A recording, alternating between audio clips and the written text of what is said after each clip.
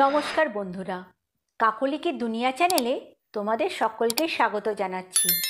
আশা করছি তোমরা সকলেই ভালো আছো, আমিও ভালো আছি। বন্ধুরা, আরও একটি গল্পের সাথে তোমাদের কাছে হাজির হয়ে গেলাম। আজকে তোমাদেরকে যে গল্পটি পড়ে শোনাবো সেই গল্পের নাম শালবনের কান্না, লেখক বিজন কুমার ঘোষ। তাহলে বন্ধুরা, গল্পটা পড়ছি। আমার বাবা যখন দেবীগঞ্জ এস্টেটে চাকরি নিয়ে যান তখন আমার বয়স 10 কি 12, ক্লাস 6 কি 7-এ পড়ি। সেসব আজ বহুদিন আগেকার কথা, আন্দাজে ঠিক ঠিক বলতে পারবো না, মনে মনে হারিয়ে ফেলছি। তবে বছর 35-40 তো হবেই। কোন মাসে দেবীগঞ্জে এসেছিলাম মনে পড়ে না আজ, তবে নতুন জায়গার বিচিত্র স্পর্শ, বর্ণ, গন্ধ আমার মনকে ব্যাকুল করেছিল। সেই ব্যাকুলতা আজও আমার স্মৃতির ভাঁড়ারে তলানি হিসাবে পড়ে রয়েছে। সুদীর্ঘ 40 বছর পরে স্মৃতি ছেঁচে আমাকে সেই সব দুঃসহ দিনগুলিকে দিনের আলোয় তুলে আনতে হচ্ছে। তাই এখানে ওখানে সাধারণ ব্যাপারে কিছু ভুলচুক থেকে যেতে পারে, পাঠক নিজ গুণে ক্ষমা করবেন। বেশ মনে পড়ে, দেবীগঞ্জে যখন এলাম তখন শীতের শেষ, বসন্তের শুরু। মাঠে মাঠে প্রচুর হাওয়া ছিল, প্রচুর মিষ্টি রোদ ছিল, আর ছিল পাখির কণ্ঠে অফুরন্ত গান। আমরা মুগ্ধ হয়ে গেলাম দেবীগঞ্জে পা দেবার সঙ্গে সঙ্গে। বস্তুত এত আগুন আমরা কোথাও দেখিনি। যেদিকে তাকাই শুধু স্তূপীকৃত আগুন। আমাদের বাড়ির আশেপাশে নদীর ধারে যাবার রাস্তায় মাঠে মাঠে যে এত কৃষ্ণচূড়ার গাছ, আর তাতে যে এত ফুল ফুটতে পারে আমরা তা জানতাম না। আমরা তাই অবাক হয়ে দেখতাম সারা সকাল, দুপুর, সন্ধ্যা। এত সুবিধাও আমরা যে জায়গায় ছিলাম সেখানে ছিল না। 1/2 মাইলের ভিতর হাই স্কুল, 5 মিনিটের ভিতর হাট, 10 মিনিটের ভিতর বাজার, দেব মন্দির, চ্যারিটেবল ডিসপেন্সারি, এসব তো ছিলই। আর ছিল পদ্মা নদী, পুকুর, মিষ্টি জলের ঝিল আর ঝাউ গাছের শোঁ শোঁ শব্দ। কিন্তু এহ বাহ্য ভালো লাগার আরও উপকরণ আমাদের জন্য মজুদ ছিল। এস্টেটের বাবুদের যতগুলি কোয়ার্টার ছিল তার ভিতর আমাদেরটাই সর্বোত্তম পজিশন, সবচেয়ে ভালো। তবে আশ্চর্যের বিষয়, আমাদের জন্যই নাকি কোয়ার্টারটা 4 বছর ধরে খালি পড়েছিল। অন্য বাজে কোয়ার্টার সবাই গিয়েছে, তবুও এখানে কেউ আসতে চায়নি। ছবির মতো এমন সুন্দর কোয়ার্টারে ঢুকতে ঢুকতে তাই মনে করলাম আমাদের প্রতি ঈশ্বরের অসীম করুণা, না হলে কিছুতেই সম্ভব হতো না। কিন্তু বিস্ময়ের তখনও শেষ হয়নি। দক্ষিণ দিকের জানলাগুলি খুলে দিয়ে বাবা আমাদের ডাক দিলেন। তার গলার স্বর তখন কাঁপছিল। আমরা অবাক হয়ে গেলাম। জানলা দিয়ে মুখ বাড়িয়ে আমাদের প্রত্যেকের মুখ দিয়ে একসঙ্গে আহ শব্দ বেরিয়ে এলো। সমুদ্রের মতো সবুজ যেন আকাশের সঙ্গে মিশে গিয়েছে। সত্যি এমন ঘন শালের বন আমরা কোথাও দেখিনি। আমাদের বাড়ি থেকে 1/2 মাইল দূরে বনটা। বসন্তের শুরুতে সবুজ পাতার নেশায় মাতাল হয়ে উঠেছে। কি সুন্দরী না দেখতে! শালবনের পরেই পদ্মা নদী। সারা দিন এলোমেলো হাওয়া উঠত সেখানে। আমরা বই ফেলে উদাস হয়ে সেই দিকে তাকিয়ে থাকতাম। সত্যি শালবন আস্তে আস্তে আমাদের সমগ্র সত্তাটিকে এমনভাবে গ্রাস করতে আরম্ভ করলো যে আমরা পাগল হয়ে যেতে লাগলাম দিন দিন। পড়াশোনা ফেলে সময় নষ্ট করার জন্য বাবা মাঝে মাঝে বকেন, জানলাগুলি বন্ধও করতে যান, কিন্তু বন্ধ করা আর হয় না। অবাক হয়ে তিনিও তাকিয়ে থাকেন। শালের বনে তখন ঘুঘু পাখির ডাক।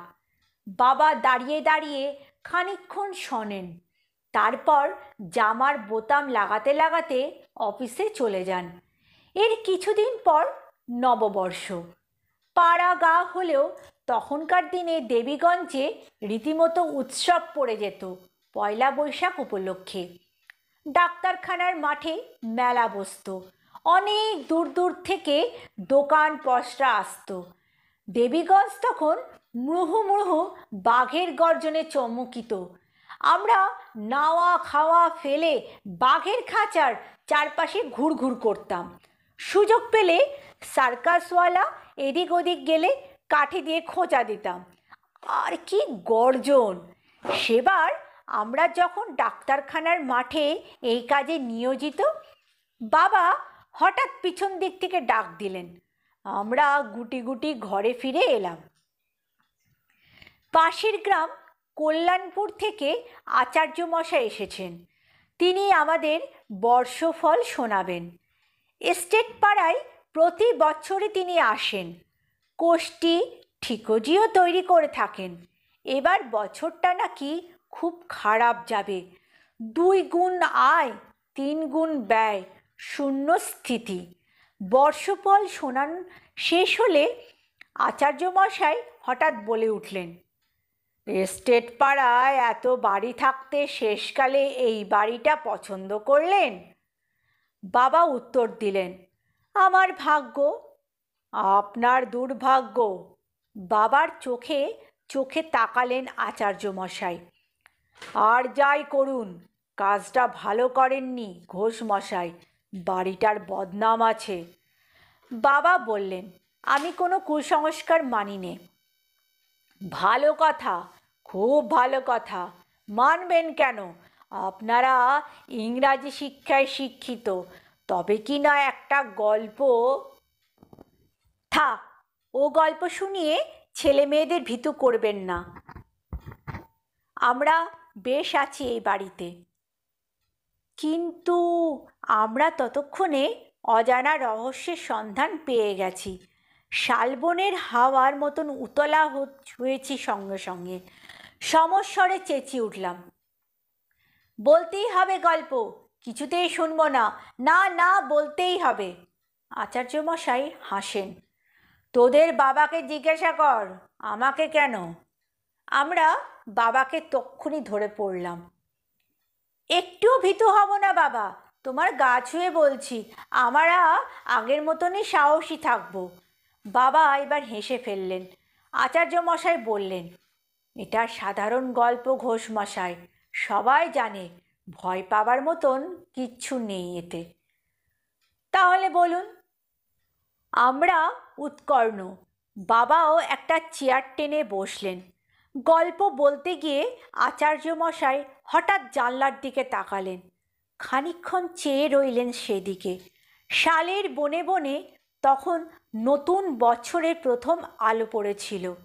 কচি পাতাগুলোকে আরও সবুজ, আরও উজ্জ্বল হয়ে কি অপরূপই না দেখাচ্ছিল। আকাশে টুকরো টুকরো মেঘ, সেই জন্যই বুঝি ঈষৎ বাতাস উঠেছিল শালবনের ভিতর।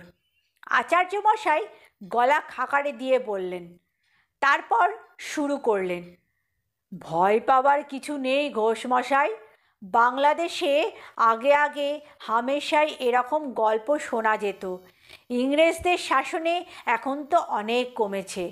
ডাকাতের গল্প বলছেন না তো? বাবা বললেন, হ্যাঁ, ওই যে শালের বন দেখছেন, বহুকাল আগে ওখানে একদল ভয়ঙ্কর ডাকাতের আস্তানা ছিল। সাঙ্গ পাঙ্গ আরও অনেক ছিল, কিন্তু লিডার ছিল 3 জন। পদ্মা নদী দিয়ে যত বড় বড় নৌকো যেত, আশেপাশে যত বড় লোক ছিল, জোতদার ছিল, জমিদার, খাজনা ইত্যাদি লুট করাই ছিল ওদের পেশা।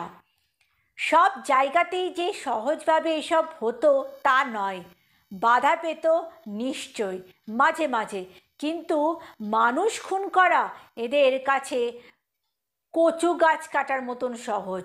আতঙ্কে তখনকার দিনে এসব অঞ্চলে সন্ধ্যের পর কেউ বেরোতোই না। ওই যে শালের বন আগে আরও অনেক ঘন, আরও বিশাল ছিল, এখন তো অনেক জমি বের করে নেওয়া হয়েছে। তখন এই বনে কাঠুরেরা কাঠ কাটতে যেত, বুনোরা টিয়া পাখির ছানা ধরতে যেত, কিন্তু ওরাই বুঝতে পারেনি যে এই বনের ভিতরেই সেই বিখ্যাত দলটি বাস করে। দিনের বেলায় গভীর জঙ্গলের ভিতর ডাকাতেরা ঘুমোতো, রাত্রিবেলায় অভিসারে বেরোতো। এই পর্যন্ত বলে আচার্যমশাই থামলেন। আমাদের ওপর দিয়ে বন কবুতরের ঝাঁক নদীর দিকে উড়ে গেল। বাবা একবার হাত ঘড়িটার দিকে তাকালেন। আচার্যমশাই বলতে লাগলেন, একবার ডাকাতেরা কোথা থেকে এক সুন্দর ছেলে বিক্রির জন্য অপহরণ করে আনে। এতদিন টাকা পয়সার ভাগ বাটোয়ারা নিয়ে কোনো বিবাদ বাঁধেনি, কিন্তু এবার তার সূত্রপাত হলো। তিনজন নেতাই একসঙ্গে দাবি করে বসলো, টাকার ভাগ ছেড়ে দিচ্ছি, কিন্তু ছেলেটি আমার চাই। কেউ কারো থেকে কম যায় না, সাধারণত এক্ষেত্রে যা হয়। আশ্চর্যের বিষয় এখানে তা হলো না। জোর যার মুলুক তার, একথা কেউ বললও না। একদিন কাঠুরেরা গভীর জঙ্গলে ভিতর 3টি গলিত দেহ আবিষ্কার করলো। 3টি দেহ গাছের ডালে ঝুলে রয়েছে। কি বিভৎস মূর্তি! দুর্গন্ধে রাজ্যের মাছি উড়ে বেড়াচ্ছে ভন ভন করে। 3-4 দিনের বাসি মরা। বিষ পিঁপড়ের শাড়ির মাংসের লোভে গাছ বেয়ে উঠছে। শকুনেরা বলে খেয়েছে, ফাঁসি নিয়েছে ওরা। ব্যাপারটা জানাজানি হতে পুলিশ এলো। সাঙ্গপাঙ্গদের কয়েকজন ধরা পড়ল। ছোটোখাটো একটা কালী মন্দির আবিষ্কার হলো বনের ভেতর, কিন্তু কোনো ছেলেটার খোঁজই পাওয়া গেল না। যার জন্য এত কাণ্ড সেই যেন মিলিয়ে গেল ভোজবাজির মতো। শেষে ব্যাপারটা ওখানেই চাপা পড়ল, কিন্তু লোকে বলতে লাগলো সুন্দর ছেলেটির আত্মা নাকি নির্জন শাল বনে বনে ঘুরে বেড়ায়। অনেকেই শুনেছে, আমিও শুনেছি, দুপুরবেলায় কি গভীর রাত্রে শালবনে কি এক কান্না গুমড়ে ওঠে, করুণ সুরে আকর্ষণের ইন্দ্রজাল ছড়ায়। বলতে বলতে আচার্যমশাই উঠে দাঁড়ালেন। দৃষ্টির আড়ালে তার দেহটা মুছে যেতেই বাবা সশব্দে হেসে উঠলেন। সে হাসি আজও আমার কানে লেগে রয়েছে। মাস 6 পরের কথা। পেনশন নিয়ে বার্মা থেকে এই সময় আমার দাদামশাই এলেন দেবীগঞ্জে। তিনি বার্মার রেলওয়ে বিভাগে ডিভিশনাল ইঞ্জিনিয়ার ছিলেন। বহু নতুন নতুন রেলপথ তারই অধীনে তৈরি হয়েছে এবং এই কাজে বিস্তর প্রশংসা অর্জনও করেছিলেন বার্মা সরকারের কাছ থেকে। আজও রেঙ্গুনের পুরনো বাঙালি মহলে তার নাম ডাক আছে। বেশ মনে পড়ে, সকাল থেকে টিপ টিপ বৃষ্টি পড়ছে, কখনো জোরে কখনো আস্তে। আকাশময় মেঘেরা বুনো মশের মতো দাপাদাপি বেড়াচ্ছে। বারোয়ারি তলায় মহা অষ্টমী পুজো আরম্ভ হয়ে গেছে। থেকে থেকে ঢাকের আওয়াজ আসছে কানে, কিন্তু এমন দিনে আমাদের বেরোবার হুকুম হয়নি। তাই নতুন জামা কাপড় পরে অত্যন্ত দুঃখিত মনে আমরা বারান্দায় বসেছিলাম। এমন সময় একটা ঘোড়ার গাড়ি এসে দরজার সামনে দাঁড়ালো। একজন সাহেবী পোশাক পরা ভদ্রলোক গাড়ি থেকে নামলেন। দাদামশাইকে এর আগে আমরা কখনো দেখিনি। দিদিমণি অনেক দিন আগে মারা গেছেন, মাই তার একমাত্র সন্তান। দীর্ঘদিন কর্ম উপলক্ষে ব্রহ্মের জঙ্গলে জঙ্গলে ঘুরে ক্লান্ত হয়ে পড়েছেন, তাই মেয়ের কাছে বিশ্রাম নিতে এসেছেন। তার বিশ্বাস দেবীগঞ্জে তিনি শান্তি পাবেন। বিস্কুট চকলেটের ঘুষ ছড়িয়ে সহজেই আমাদের মন জয় করে নিলেন। সাহেব বলে একটুও ভয় পেলাম না। আমাদের কোয়ার্টার দেখে খুশিও হলেন, কিন্তু সবচেয়ে অবাক হলেন দক্ষিণ দিকের জানলা খুলে। কালো মেঘের তলে নধর সবুজ উদ্বেল হয়ে উঠেছিল তখন বাতাসে। মুগ্ধ শিশুর দৃষ্টিতে চেয়ে রইলেন দাদামশাই। টেবিলে চা তার জুড়িয়ে যাচ্ছিল।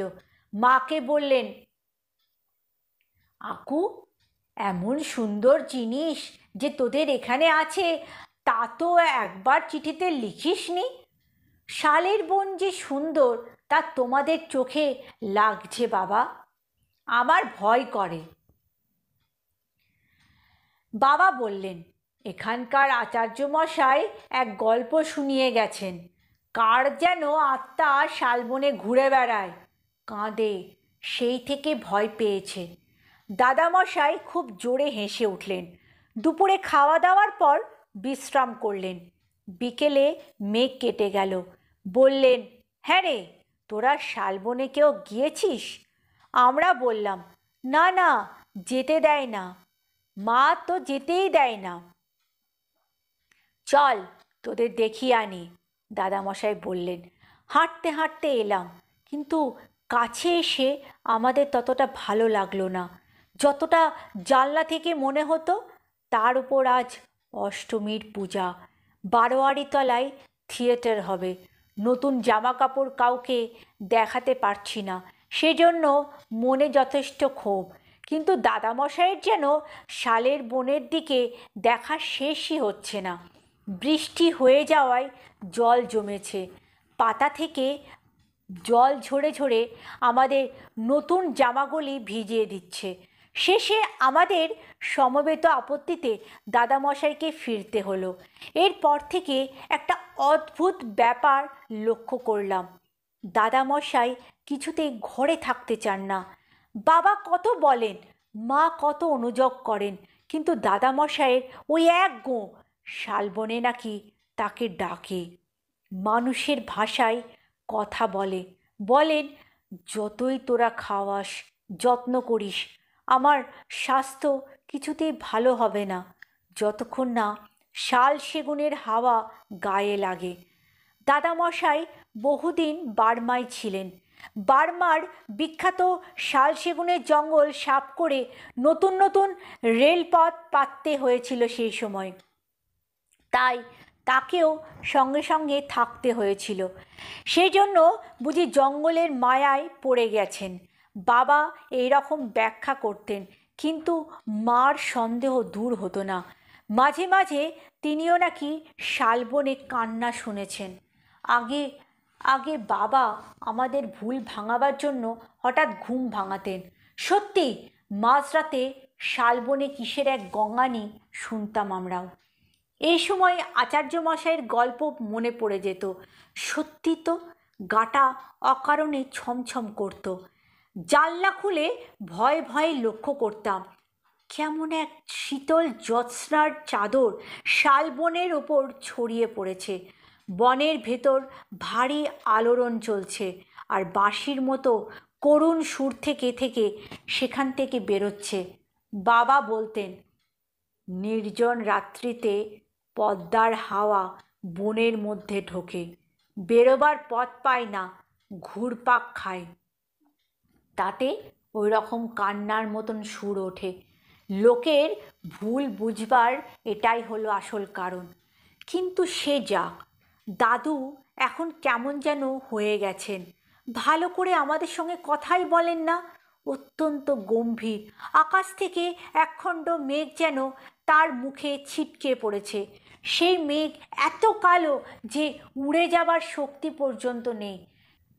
খাইয়ে মানুষ ছিলেন বার্মায় থাকতে, এখন একদম খেতে পারেন না।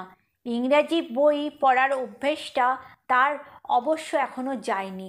ভোরবেলায় একটা বই হাতে শালবনে চলে যান, ঘন ঘাসের ওপর বসে পড়েন। এই সময় নাওয়া খাওয়া পর্যন্ত ভুল যায়। চাকর পাঠিয়ে বারবার ডাকতে হয়। আবার খাওয়া দাওয়ার পরই অস্থির হয়ে ওঠেন যাবার জন্য। কান্নার গল্প না হয় না মানুন, কুসংস্কার উড়িয়ে দিন, তবুও তো সাপখোপের ভয় তো মানুষের আছে। মা মিছেই উতলা হন, বাবা বোঝাতে গিয়ে ব্যর্থ হন, কোনো ফল হয় না। এইবার সে দিনটার কথা বলে আমি শেষ করব। কি ভয়ঙ্কর সেই দিন আমার স্পষ্ট মনে আছে। আজও যখন ভাবি আমার সমস্ত গা শিউরে ওঠে। মাঘ মাসের দিন সেই সময় পদ্মাপাড়ের গ্রামগুলিতে ভয়ঙ্কর শীত পড়েছে, তার উপর ঝোড়ো হাওয়া। আমাদের বাড়িতে লোকজনের দ্রুত আসা যাওয়া, গম্ভীর থমথমে চারিদিকে। একটা ভয়ঙ্কর দৃশ্যের প্রস্তুতি হিসেবে বাতাস যেন চঞ্চল হয়েছে আরও, আমাদের গায়ে ধারালো অস্ত্রের মতন কেটে বসছে। সকাল থেকে দাদামশাইকে পাওয়া যাচ্ছে না। শালবনের আশেপাশে সবাই খুঁজে এসছে, কিন্তু কেউ বনের গভীরে যেতে সাহস করছে না এই রাত্রিবেলায়। কিন্তু দিনের অপেক্ষায় বসে থাকবার পাত্র বাবা তো নন। একাই টর্চ হাতে বেরিয়ে পড়লেন। কিছুক্ষণ পরে তিনিও ফিরে এলেন রাত্রির মতন মুখ নিয়ে। ভীষণ ভয় পেয়েছিলাম আমরা সে রাতে। মা কাঁদছিলেন, এই অভিশপ্ত বাড়ি ছাড়বার জন্য অস্থির হয়েছিলেন। আমরা সারা রাত জেগেছিলাম। সহৃদয় প্রতিবেশীরা সমস্ত রাত জেগে আমাদের সাহস দিয়েছিলেন। রাত যেন কাটতেই চাইছিল না কিছুতেই। ভয়ের চাবুক বারবার আছড়ে পড়ছিল সারা দেহে। অবশেষে ভোর হলো। শালবনের হৃৎপিণ্ড থেকে দাদামশাইয়ের প্রাণহীন দেহটা বের করে নিয়ে আসা হলো। খবর পেয়ে আচার্য মশাই এলেন, বললেন, এই কোয়ার্টারে যারা এসেছে দেখেছি একজনকে শালবনে রেখে যেতে হয়েছে।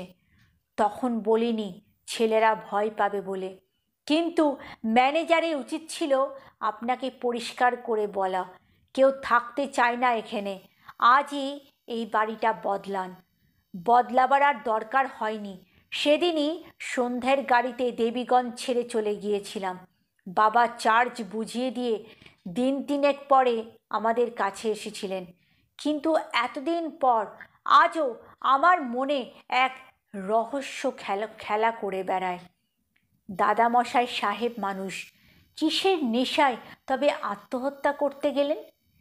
তিনি কি জানেন না গভীর রাতে পদ্মার বাতাস বনের মধ্যে পথ না পেলে ওই রকম কান্নার মতন সুর করে বেরোয়? অথবা এসব ছাড়া আর কোনো অর্থ পেয়েছিলেন কি এর ভেতরে? বন্ধুরা, কেমন লাগলো আমার এই গল্পটি? যদি ভালো লাগে কমেন্ট করে অবশ্যই জানিও। আর আমার চ্যানেলটিকে লাইক সাবস্ক্রাইব করতে ভুলো না যেন। ঠিক আছে বন্ধুরা, আর পারলে সবার কাছে শেয়ার করে দিও।